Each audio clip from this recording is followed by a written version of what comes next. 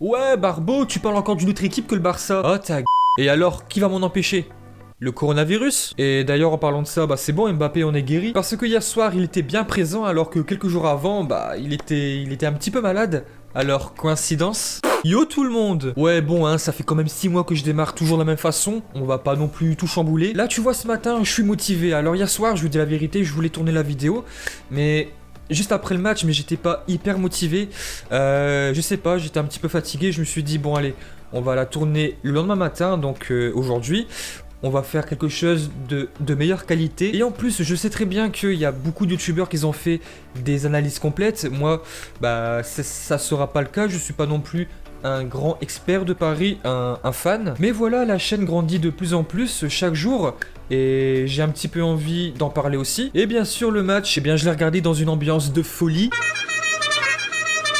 Alors, avant de commencer, la vidéo est bien sûr sponsorisée par OneFootball, la meilleure application dans le foot. Et avec OneFootball, eh bien c'est très simple, tu peux tout savoir en temps et en heure, mercato, compo, blessures, et mettre aussi toutes tes équipes préférées, eh bien dans tes favoris. L'application est gratuite et bien sûr le lien est dans la description. Alors, on va se rappeler vite fait des faits précédents. Le 18 février dernier, en Allemagne, il y a eu vraiment un film de cul que j'ai pas trouvé sur Jackie Michel, et avec un beau scénario. Alors, eh bien, c'est l'histoire d'un très grand Norvégien qui pisse sur une brésilienne. Non, parce que là, on va être clair, hein, Thiago Silva, on a clairement vu, et d'ailleurs, pour moi, ça date pas du match aller, au très haut niveau.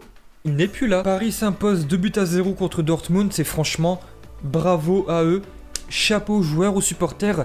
C'était vraiment, allez, je vais pas dire à 100%, mais quasiment le match parfait. Et puis voilà, non, franchement, je le dis, j'ai vraiment été très impressionné de la qualité de jeu de Paris, de la bonne relance. Mais aussi, et ça, bah, faut un petit peu le souligner aussi, la non-performance de Dortmund, quasiment un non-jeu. Mais faut dire la vérité aussi, hein, si Dortmund a tant échoué, eh bien c'est parce que Paris était à la hauteur.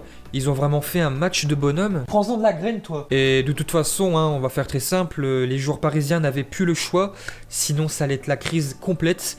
Et moi, ce qui m'a franchement impressionné, c'est qu'au match aller, allez, 90% des joueurs de Paris étaient en dessous. Nuls, là, on va se le dire, ils étaient bidons. Et Dortmund, ils étaient transcendés, et là c'était totalement l'inverse. C'était le jour et la nuit dans les deux sens. Moi je vous dis la vérité, franchement, à la place de l'arbitre, à la mi-temps, mais je fais un test, il y a un truc, c'est pas possible. Dopage ou coronavirus, hein. En fait c'est très simple, hein. Hier soir Dortmund avait le maillot jaune, oui, mais c'était quasiment le FC Nantes. Et pourtant, avant le coup d'envoi, Paris avait vraiment tout pour se faire sortir, et Dortmund passait une soirée merveilleuse. Le huis clos, Mbappé malade, les suspensions, et surtout bah, le match aller, hein, le score de 2-1. Et franchement, bah là, bien sûr, je suis pas à la place des joueurs de Dortmund, des dirigeants, mais le match aller, ils auraient dû le gagner 4-5-0.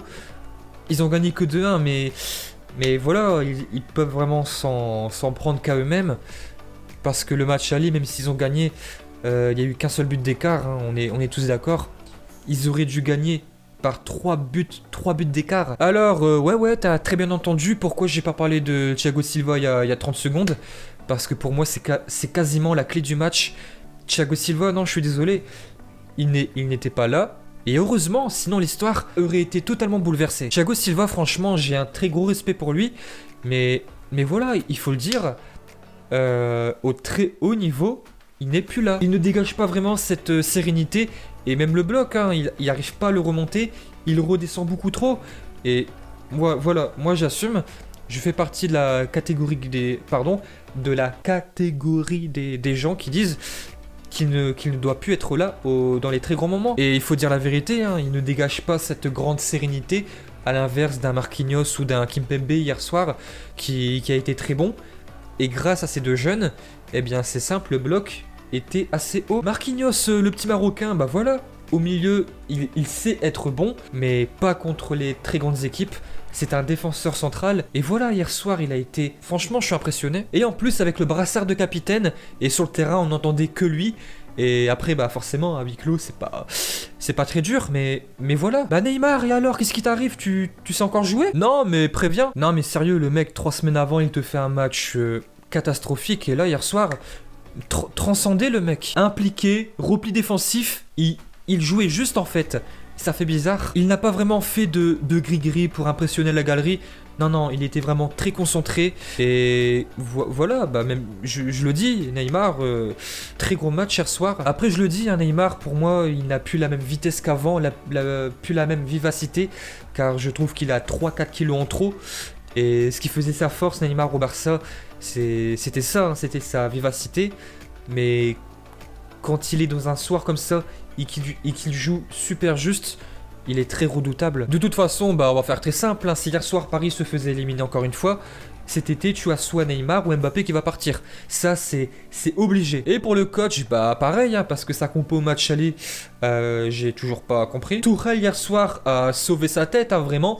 Et pour l'instant, bien sûr. Après, moi je fais partie de la catégorie des gens qui disent que Laurent Blanc n'aurait pas dû être viré. Après bon, ça c'est notre histoire. Mais franchement, ce qui m'a vraiment impressionné, et malheureusement pour les Allemands, c'est que Dortmund, c'est bien, il y a eu des petits moments par-ci par-là, mais même niveau intensité, non, il n'était pas là. Haaland, Sancho, Witsel, non, bidon. Après, ce que je trouve ça dommage aussi, c'est que les supporters, déjà qu'ils n'ont pas le droit d'aller au stade, et en plus ils ont fait la demande d'avoir un écran géant juste devant. Et non, refusé. Et les supporters, eh bien, chapeau à eux.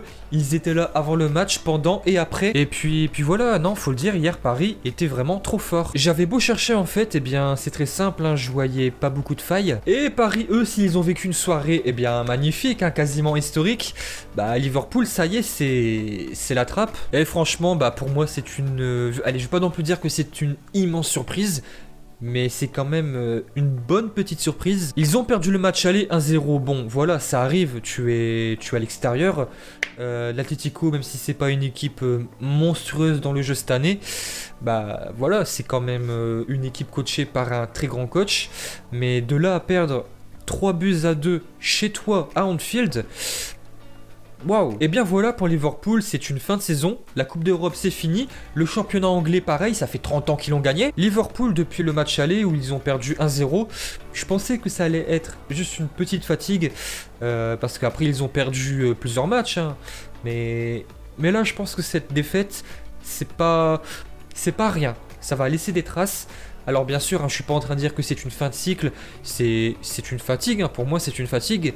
Mais voilà, attention, parce que ça peut commencer une fin de cycle, même si je pense que ça sera pas une fin de cycle, ça peut commencer par là. Sinon, Jürgen Klopp, hein, si t'en as marre, tu peux venir, hein, moi je t'accueille. Donc voilà, et bien ce que je vais retenir de hier soir, c'est que je suis un très mauvais parieur, et j'étais vraiment persuadé que les qualifiés, ça allait être Liverpool et Paris.